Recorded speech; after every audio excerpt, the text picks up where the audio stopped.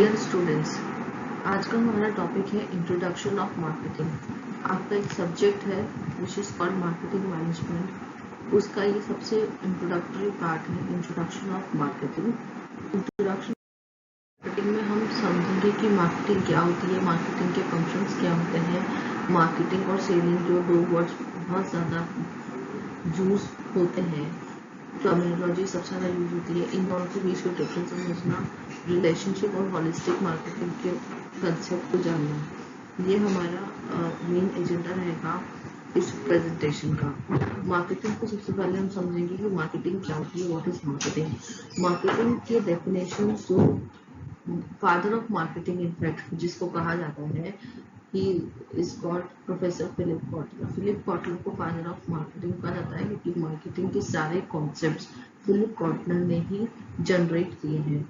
अगर मैं Philip Kotler की डेफिनेशन की बात करूं मार्केटिंग की, उन्होंने बहुत ही कंसाइज डेफिनेशन एक्सप्लेन करी है। According to Philip Kotler, marketing concept is a customer orientation backed by integrated marketing aimed at generating customer satisfaction as the key to satisfying organizational goals. इसको हम सिंपली ऐसे समझेंगे कि फिलिप कॉटलर ने कहा है कि मार्केटिंग जो है ये कस्टमर ओरिएंटेड प्रोग्राम है जिसमें हम सिर्फ मेनली कस्टमर पर फोकस करते हैं।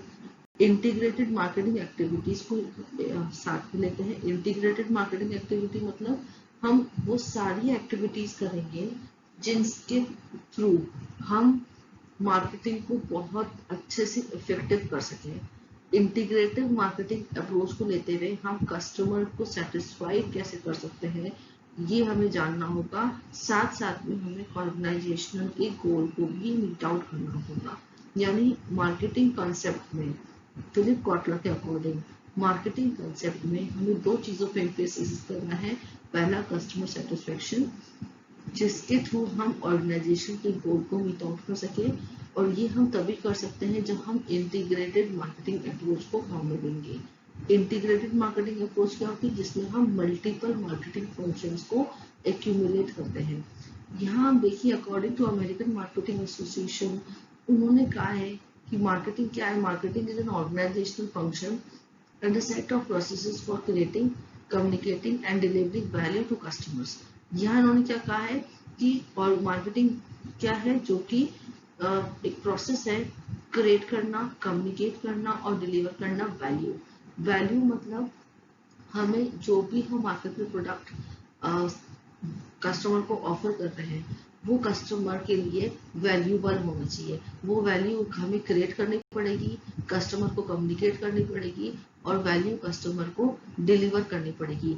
साथ साथ में हमें कस्टमर के साथ रिलेशनशिप को मेंटेन करना है in a way that benefit the organisation and stakeholders. साथ साथ में हमें ऑर्गेनाइजेशन और स्टेक होल्डर्स को भी बेनिफिट कैसे देना है, इस चीज का ध्यान में रखना। मार्केटिंग की जो मैंने फिलिप कॉटलर की डेफिनेशन बताई थी, उन्होंने यही कहा है कि marketing is the human activities directed at facilitating and communicating exchanges. According to William, marketing is a total system of business activities designed to plan, price, promote and distribute want satisfying products to target market to achieve organizational objective। ये भी एक बहुत ही important definition है जो हमें marketing की concept को और क्लैरिटी देती है। इन्होंने कहा है अकॉर्डिंग टू विलियम, मार्केटिंग एक बिजनेस एक्टिविटी है जिसमें हम प्लान करते हैं कि प्रोडक्ट का क्या प्राइस होना चाहिए, कैसे प्रोडक्ट का किस प्लेस पर वो डिस्ट्रीब्यूट होना चाहिए, उसको हम कैसे प्रमोट करें ताकि हम टारगेट मार्केट जिसके लिए हमने प्रोडक्ट बनाए हैं उस टारगेट मार्केट को हम कैसे सेटिस्फाई कर सकते हैं। उसके लिए हमें प्रोडक्ट प्राइस, प्लेस, प्रमोशन, ये सारी चीजों का ध्यान में रखते हुए उनको सेटिस्फाई करते हुए टारगेट मार्केट को हमें साथ साथ में ऑर्गेनाइजेशनल के ऑब्जेक्टिव को भी अचीव करना। Selling and marketing. अब यहाँ पर मैंने दो टर्म्स ली हैं, selling and marketing. Selling marketing से डिफरेंट है। हम हमेशा मार्केटिंग को बोलते हैं, मार्केटिंग क्या होती है, मार्केटिंग मतलब प्रोडक्ट सेल करना।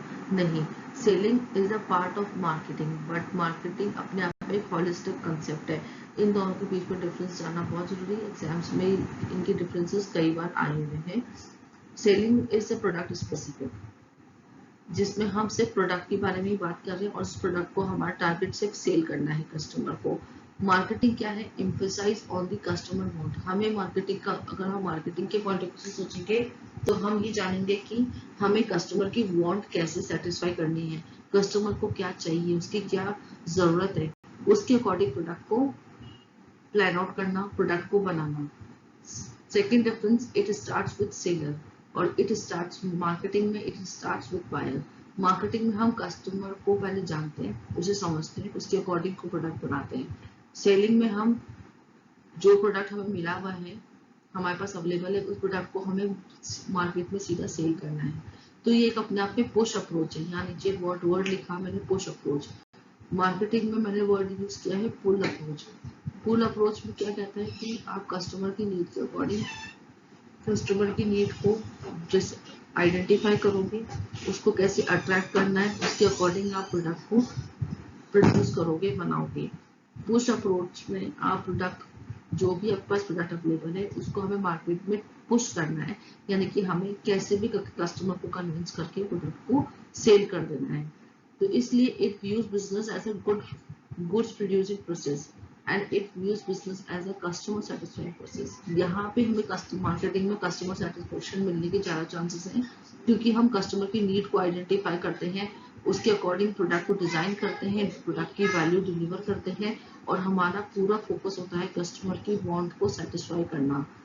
लेकिन सेलिंग में हमें जो भी प्रोडक्ट मार्केट में मिला है उसको हम सेल करना है, हमें उस जो भी प्रोडक्ट मिला है उसको कैसे भी करके कस्टमर को कन्विंस करते हुए सेल करना है। इसलिए selling can be the part of the marketing, but marketing सिर्फ सेलिंग नहीं होती। मार्केटिंग में हम कस्टमर के पॉइंट ऑफ व्यू से सोचते हैं और सेलिंग में हम सिर्फ प्रॉफिट की बात करते हैं कि हम कैसे प्रॉफिट बना सकते हैं। इसलिए सेलिंग शॉर्ट रन प्रोसेस होता है और मार्केटिंग लॉन्ग रन प्रोसेस होता है, क्योंकि यहाँ पे हम पूरा कस्टमर पे फोकस कर रहे हैं।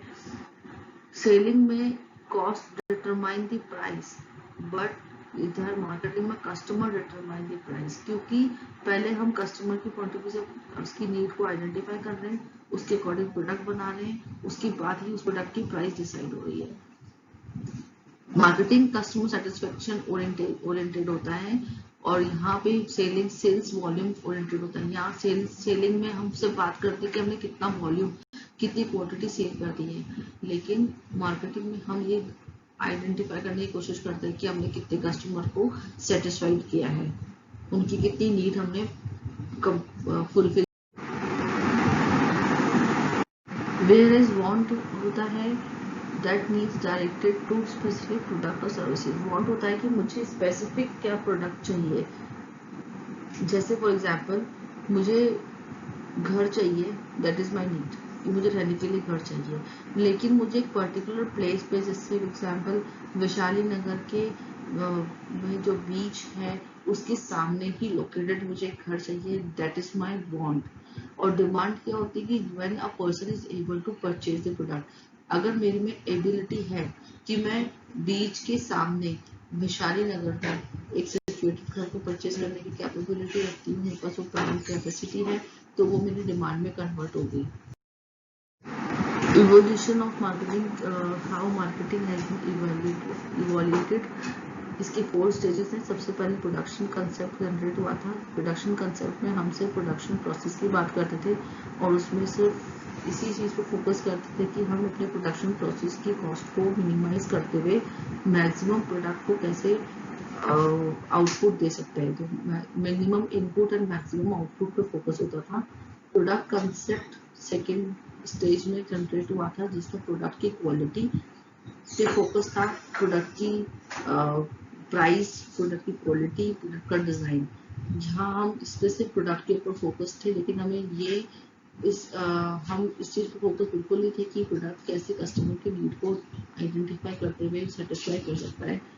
यहाँ हमारा फोकस बिल्कुल नहीं था। सेलिंग कंसेप्ट बाद में आया, जिसमें कहा गया कि जो भी आपको मार्केट में प्रोडक्ट मिला हुआ है उसको कैसे भी करके आपको सेल करना है, पुश अप्रोच आप फॉलो करनी है।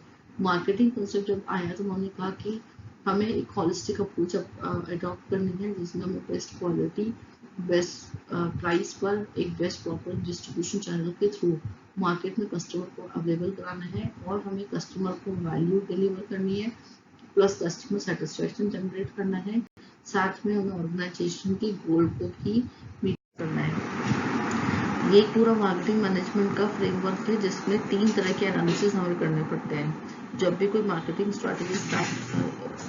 स्ट्रैटेजी हम आइडेंटिफाई करते हैं, डिसाइड करते हैं, उसके पहले हमें 3 एनालिसिस करने पड़ते हैं जिसको हम कहेंगे 3C analysis, which is customer analysis.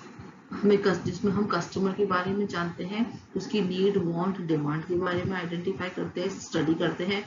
फिर हम देखते हैं कि कंपटीशन एनालिसिस कैसा है, हमारे कॉम्पिटिटर कैसे हैं, वो हमारे कस्टमर्स को किस तरह के प्रोडक्ट किस प्राइस पे अवेलेबल करा रहे हैं, प्लस हम अपने आप को जज करते हैं कि हमारे अंदर कंपनी में कितनी कैपेबिलिटी है किसी पर्टिकुलर कस्टमर के अकॉर्डिंग पर्टिकुलर प्रोडक्ट को प्रोड्यूस करने की, उसको एक बेस्ट प्राइस पे डिस्ट्रीब्यूट करने की, अवेलेबल कराने के लिए। तो हम करते हैं कंपनी एनालिसिस।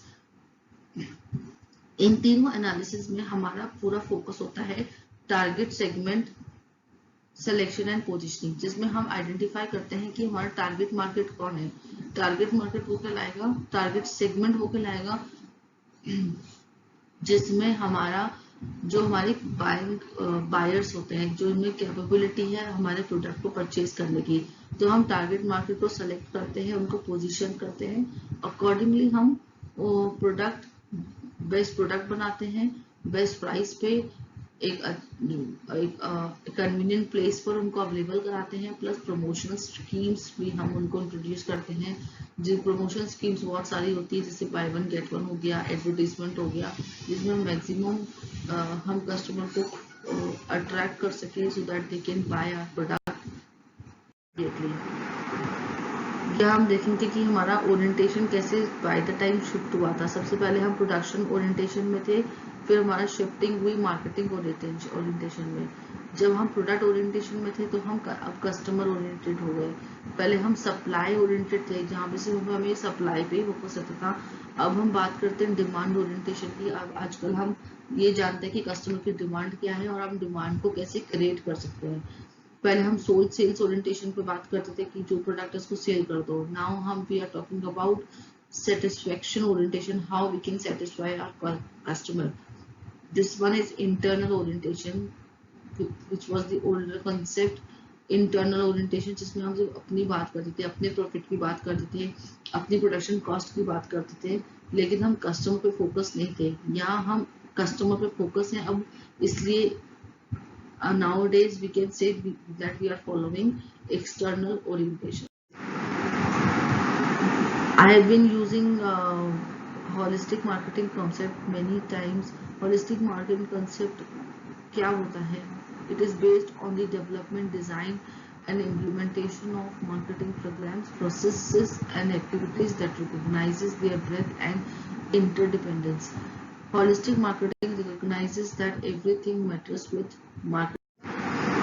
रिलेशनशिप मार्केटिंग भी एक इम्पॉर्टेंट पार्ट है हमारी मार्केटिंग का, क्योंकि हम कस्टमर से सेटिस्फेक्शन की बात कर रहे हैं। तो हम यहाँ पे कस्टमर के अकॉर्डिंग नीड को आइडेंटिफाई करते हैं, कस्टमर के अकॉर्डिंग प्रोडक्ट बनाते हैं, डिजाइन करते हैं, उसके बाद उसको बेस्ट प्राइस पे कस्टमर को अवेलेबल कराते हैं। लेकिन हमारी मार्केटिंग की स्टोरी यहाँ तक फिनिश नहीं होती है, इसके बाद भी हमें चीजें फॉलो करनी है, कई स्ट्रेटेजीज बनानी है।